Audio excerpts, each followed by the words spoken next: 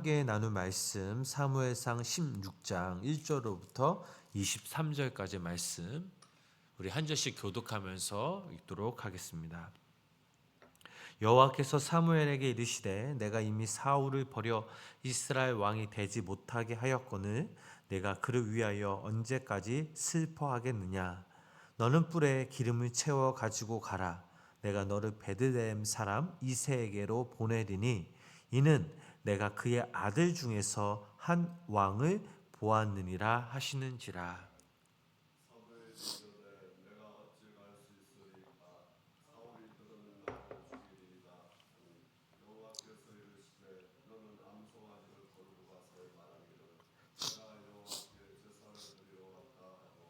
이새를 제사에 청하라. 내가 내게 행할 일을 가르치리니 내가 내게 알게 하는 자에게 나를 위하여 기름을 부을지니라.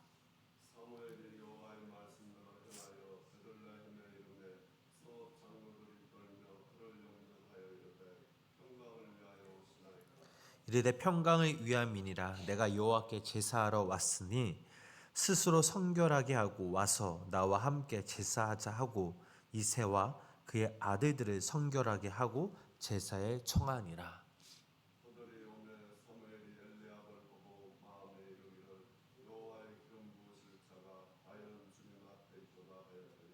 여호와께서 사무엘에게 이르시되 그의 용모와 키를 보지 말라. 내가 이미 그를 버렸노라. 내가 보는 것은 사람과 같이 아니하니 사람은 외모를 보거니와 나 여호와는 중심을 보느니라 하시더라.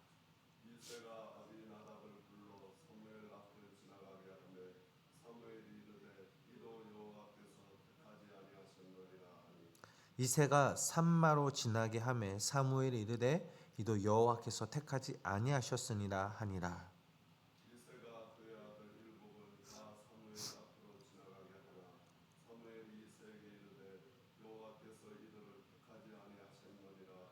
또 사무엘이 이새에게 이르되 내 아들들이 다 여기 있느냐. 이새가 이르되 아직 막내가 남았는데 그는 양을 지키나이다. 사무엘이 이새에게 이르되 사람을 보내어 그를 데려오라. 그가 여기 오기까지는 우리가 식사 자리에 앉지 아니하겠느냐.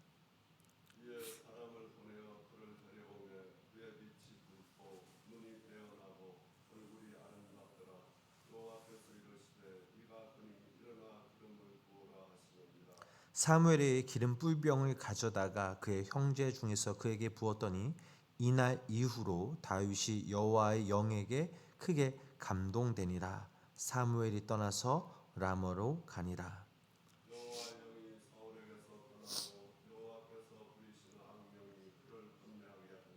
사울의 신하들이 그에게 이르되 보소서 하나님께서 부르시는 악령이 왕을 번뇌하게 하온즉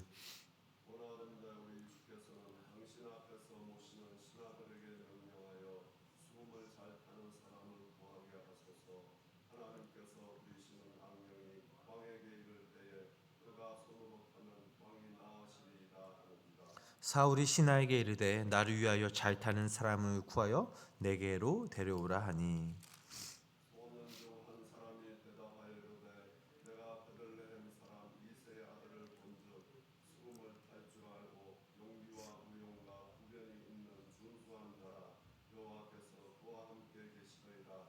사울이 이에 전령들을 이새에게 보내어 이르되 양치는 내 아들 다윗을 내게로 보내라 하며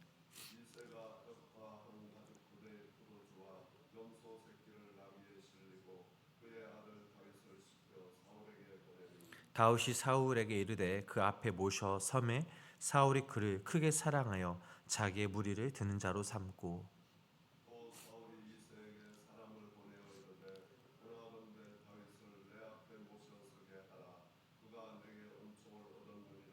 함께 읽겠습니다. 하나님께서 부리시는 악령이 사울에게 이를 때에 다윗이 수금을 들고 와서 손으로 탄즉 사울이 상쾌하여 났고 악령이 그에게서 떠나더라.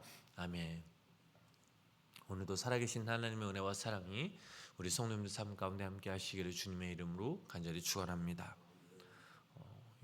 오늘날 이 오침은 좀 드물지만 예전에 겉모습을 참 중요시 여겼던 시대가 있었고, 또 그 시대에 생겨난 단어 중에 하나가 바로 예를 들면 얼짱, 몸짱이라는 말이 있습니다. 아마 여러분들은 이 단어들을 들어보셨을 겁니다.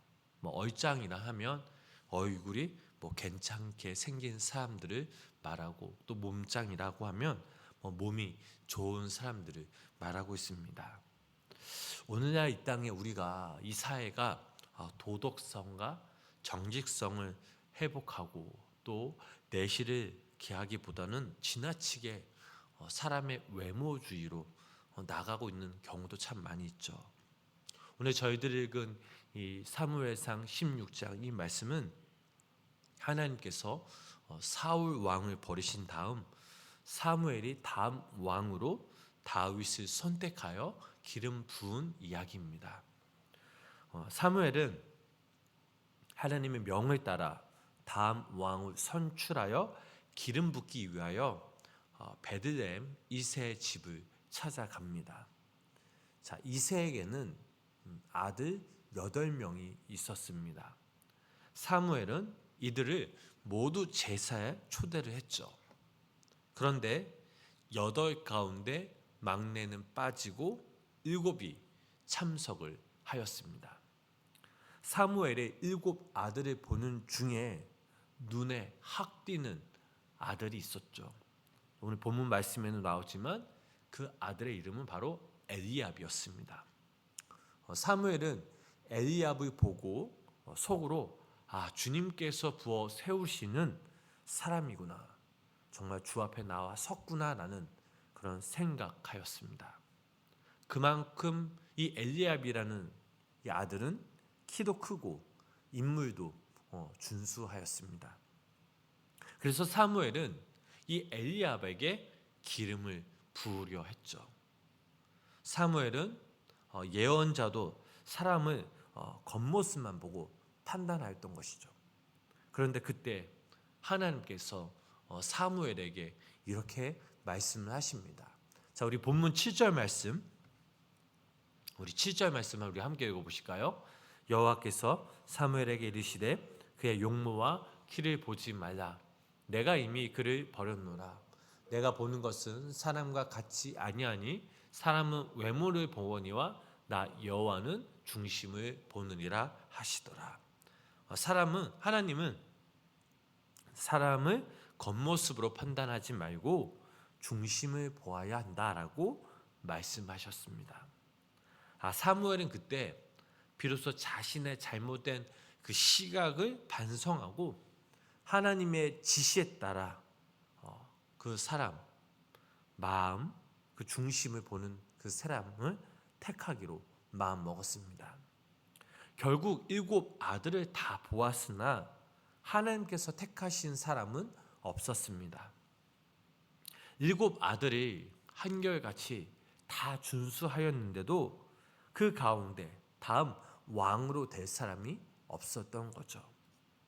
사무엘과 이새는 7 아들이면 충분할 것이라 라고 생각했는데 뜻밖의 그 가운데 하나님의 마음에 드는 사람이 없었던 것이었습니다.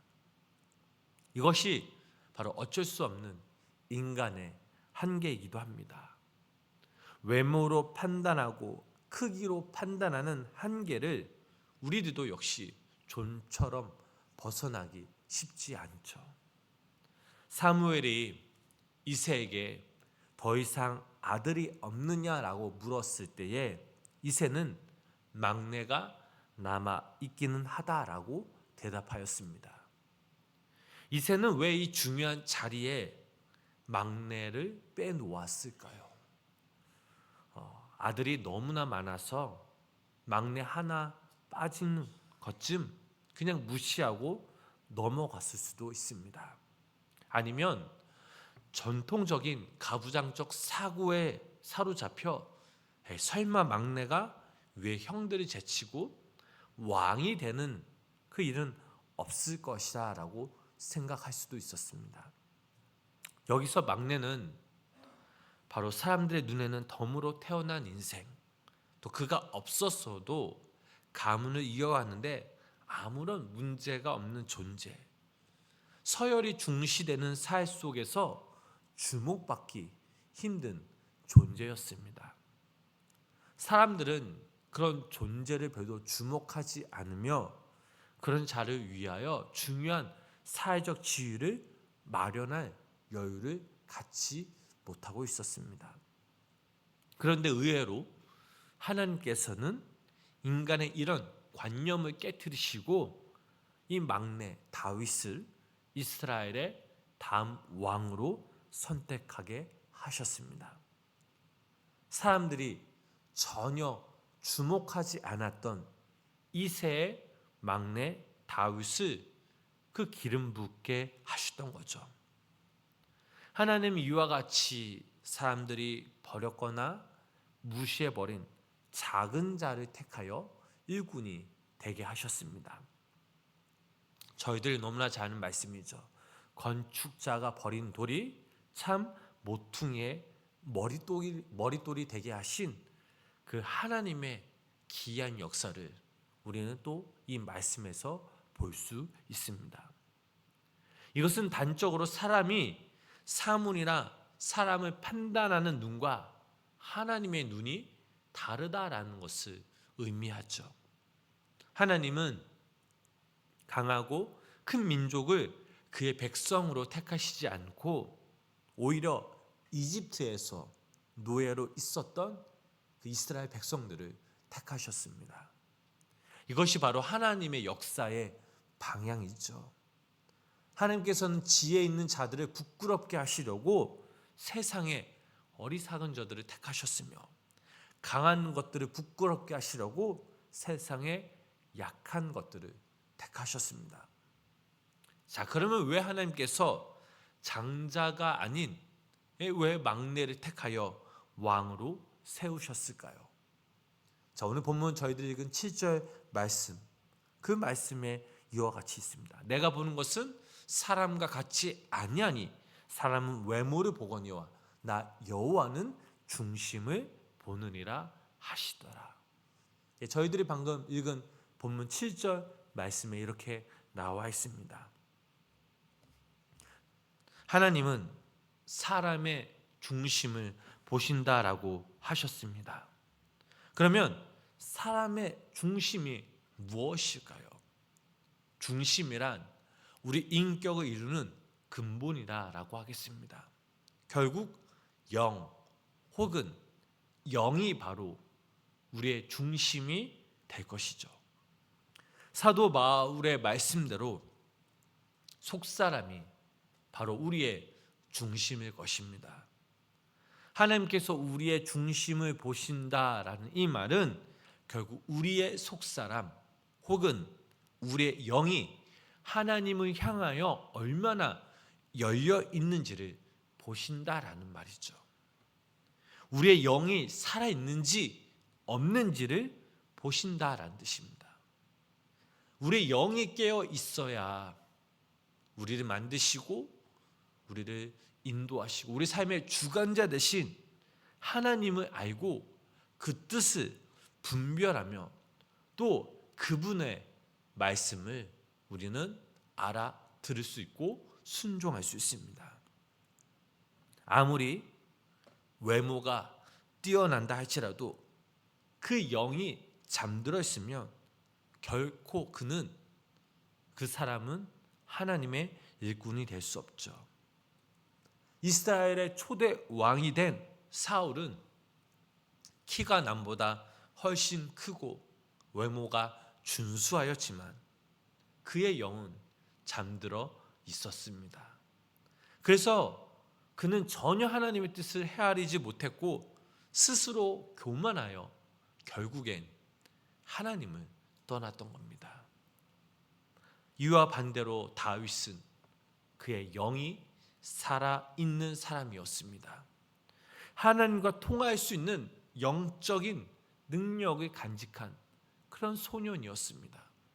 브레셋의 골리앗 그 대장과 맞설 때 나타났던 그의 신앙을 보면 그의 영이 너무나 건강하고 그 시대 누구보다도 하나님과 더 가까이 있었음을 알 수 있었습니다.